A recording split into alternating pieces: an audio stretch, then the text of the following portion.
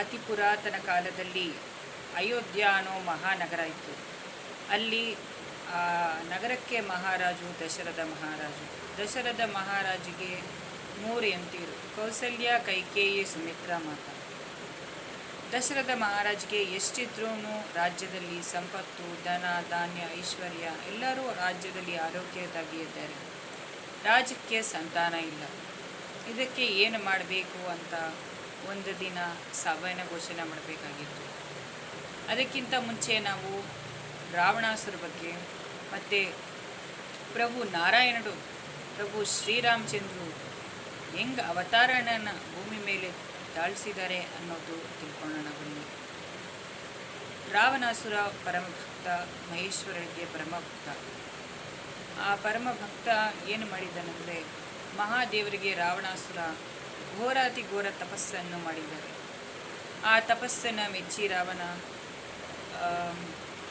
ತಪಸ್ಸನ್ನು ಮೆಚ್ಚಿಬಿಟ್ಟು ರಾವಣಗೆ ಮಹಾದೇವರು ಪ್ರತ್ಯಕ್ಷೆಯಾಗಿ ನಿನ್ನ ವರ ಏನು ಬೇಕು ಅಂತ ಕೇಳಿದ್ರು. ಆವಾಗ ನಾನು ಅತ್ಯಂತ ಶಕ್ತಿವಂತ ಆಗಬೇಕು ಅಂತ ವರನ ಪಡ್ಕೊತಾನೆ ರಾವಣ. ಪಡ್ಕೊಂಡು ಸಮಸ್ತ ದೇವತೆಗಳ ಮೇಲೆ ಆಕ್ರಮಣ ಮಾಡೋಕ್ಕೆ ಸಿದ್ಧ ಆಗ್ತಾನೆ. ಆಮೇಲೆ ರಾವಣಾಸುರರ ಸೋದರರು ಮತ್ತು ರಾವಣಾಸುರ ಬ್ರಹ್ಮದೇವರು ವರನ ಪಡಬೇಕು ಅಂತ ತಪಸ್ಸನ್ನು ಮಾಡೋಕ್ಕೆ ಸಿದ್ಧರಾಗ್ತಾರೆ. ಆವಾಗ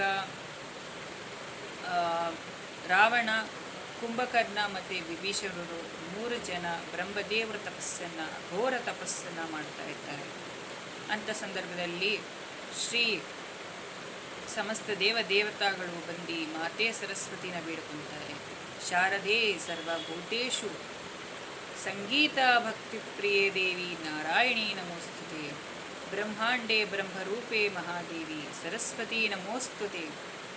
ಮಾತೆ ಸರಸ್ವತಿ, ರಾವಣಾಸುರ ಬ್ರಹ್ಮದೇವರವರ ಪಟ್ಟಿದ್ರೆ ಸೃಷ್ಟಿಯಲ್ಲಿ ಅಲ್ಲಕಲ್ಲೋಲ ಸೃಷ್ಟಿಯಾಗತ್ತೆ, ಮತ್ತು ಯಾರೂ ರಾವಣನ ಪರಾಜನೆ ಮಾಡೋಕ್ಕಾಗಲ್ಲ, ನೀವೇ ಕಾಪಾಡಬೇಕು ತಾಯಿ ಅಂತ ದೇವತೆಗಳು ಸರಸ್ವತಿ ಮಾತೇನ ಬೇಡ್ಕೊತಾರೆ. ಸರಸ್ವತಿ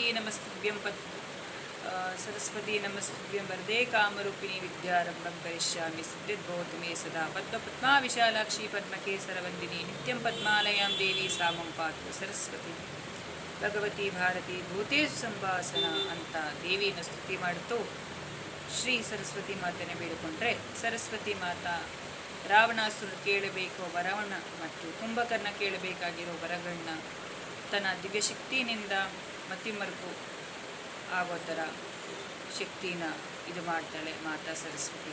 ಆವಾಗ ರಾವಣ ವಿಭೀಷಣ ಕುಂಭಕರ್ಣ ತಪಸ್ಸಿಗೆ ಬ್ರಹ್ಮದೇವರು ಪ್ರತ್ಯಕ್ಷ ಆಗಿ ವರವನ್ನು ಪಡೆಯುತ್ತಾರೆ. ಮುಂದೆ ರಾವಣಾಸುರ ಬಲ ಪಡ್ತಿರೋದು ನೋಡೋಣ. ರಾವಣಾಸುರರು ಅತ್ಯಂತ ಶಕ್ತಿವಂತನಾಗಬೇಕು, ನಾನು ಋಷಿಗಳು, ಮುನಿಗಳು, ಪಶು ಪಕ್ಷಿ ಯಾವುದು ನನ್ನ ಅಂತ ಮಾಡೋಕ್ಕೆ ಸಾಧ್ಯ ಆಗಬಾರ್ದು ಅಂತ ವರಮನ್ನ ಕೇಳ್ತಾನೆ ರಾವಣ. ಆ ವರಮನ್ನಕ್ಕೆ ಬ್ರಹ್ಮದೇವರು ಹೇಳ್ತಾರೆ, ನೀನು ಮಾನವನ ಹೆಸರು ಮಾತ್ರ ಹೇಳಿಲ್ಲ, ಮಾನವರ ಕೈಯಲ್ಲೇ ನೀನು ಅಂತ ಆಗತ್ತೆ ಅಂತ ಬ್ರಹ್ಮದೇವರು ವರಮನ್ನು ಕೊಡ್ತಾರೆ ರಾವಣನಿಗೆ. ಮತ್ತು ವಿಭೀಷಣನಿಗೆ ವರಗಳನ್ನ ಪ್ರಸಾದ ಮಾಡಿ, ಮತ್ತು ಕುಂಭಕರ್ಣನಿಗೆ ಒಂದು ತಿಂಗಳು ತಿಂತೀನಿ, 1 ತಿಂಗಳು ಮಲ್ಕೊತೀನಿ ಅಂತ ವರಣ್ಣನ ಕೇಳ್ತಾನೆ ಕುಂಭಕರ್ಣ. ಆವಾಗ ಕುಂಭಕರ್ಣ ವರಣ ಪ್ರಸಾದ ಮಾಡಿ ಬ್ರಹ್ಮದೇವರು ಬ್ರಹ್ಮಲೋಕಕ್ಕೆ ಹೋಗ್ಬಿಡ್ತಾರೆ. ಆವಾಗ ರಾವಣಾಸುರರು ಬ್ರಹ್ಮದೇವರವರ ಪಟ್ಟಿ ಅಲ್ಲ ಕಳ್ಳೋಲ ಮನೆ ಸೃಷ್ಟಿಸ್ತಾನೆ. ಸಮಸ್ತ ದೇವತೆಗಳ ಅಸ್ತ್ರಗಳನ್ನ ತಗೊಂಡು ಅದನ್ನು ಆ ದೇವತೆ ಮೇಲೆ ದಾಳಿ ಮಾಡಿ ಯಮಧರ್ಮರಾಜನ ಸಮೇತನೂ ಬಿಡಲ್ಲ ರಾವಣಾಸುರ. ಹಂಗೆ ಅಲ್ಲ ಕಲ್ಲೋಲ ಮಾಡ್ತಾ ಇರ್ತಾನೆ ರಾವಣಾಸುರ.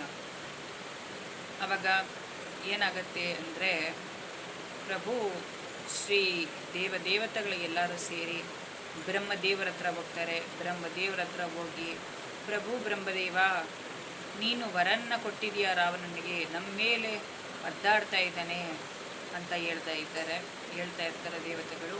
ಆವಾಗಲೇ ಇದೆಲ್ಲ ನನ್ನ ವರನ ಏನೂ ಮಾಡೋಕ್ಕಾಗಲ್ಲ, ಇದನ್ನು ಎಲ್ಲ ಪರಿಹಾರ ಮಾಡೋದು ಪ್ರಭು ನಾರಾಯಣರು, ಪ್ರಭು ಶ್ರೀ ಮಹಾವಿಷ್ಣು ಅಂತ ಹೇಳ್ತಾರೆ. ಆವಾಗಲೇ ಎಲ್ಲರೂ ದೇವತೆಗಳು ಶ್ರೀಮನ್ನಾರಾಯಣನ ಆರಾಧನೆ ಮಾಡೋಣ. ಆವಾಗಲೇ ಈ ರಾವಣಾಸುರ ಬಗ್ಗೆ ಸಂಹರಣಕ್ಕೇನ ಪರಿಹಾರ ಸಿಕ್ಕತ್ತೆ ಅಂತ ಎಲ್ಲ ದೇವತೆಗಳು ಸ್ತುತಿ ಮಾಡೋದು ಆರಂಭ ಮಾಡ್ತಾರೆ. ನಾರಾಯಣಾಯ ಹೇ ವಾಸುದೇವ, ನಾರಾಯಣಾಯ ಹೇ ವಾಸುದೇವ, ನಾರಾಯಣಾಯ ಓಂ ನಾರಾಯಣಾಯ ಹೇ ವಾಸುದೇವ, ಓಂ ನಾರಾಯಣಾಯ ಹೇ ವಾಸುದೇವ, ಓಂ ನಾರಾಯಣಾಯ ಹೇ ವಾಸುದೇವ ಅಂತ ಸ್ತುತಿ ಮಾಡ್ತಾರೆ. ಆವಾಗ ಸ್ತುತಿ ಮಾಡಿದ್ರೆ ಪ್ರಭು ಶ್ರೀನಾರಾಯಣರು ಪ್ರತ್ಯಕ್ಷವಾಗಿ, ನಾನು ರಾಮನ ಅವತಾರದಲ್ಲಿ ಭೂಮಿ ಮೇಲೆ ಅವತಾರ ಎಲ್ಲ ತಗೊತೀನಿ, ರಾವಣಾಸುರ ಸಂಹಾರಣ ಮಾಡ್ತೀನಿ, ಮತ್ತು ಮಾನವರಿಗೆ ಧರ್ಮಪಾಠನ ನಾನು ಹೇಳ್ತೀನಿ ಅಂತ ಹೇಳ್ಬಿಟ್ಟು ಪ್ರಭು ಶ್ರೀನಾರಾಯಣರು ದೇವತೆಗಳಿಗೆಲ್ಲರೂ ಹೇಳ್ತಾರೆ.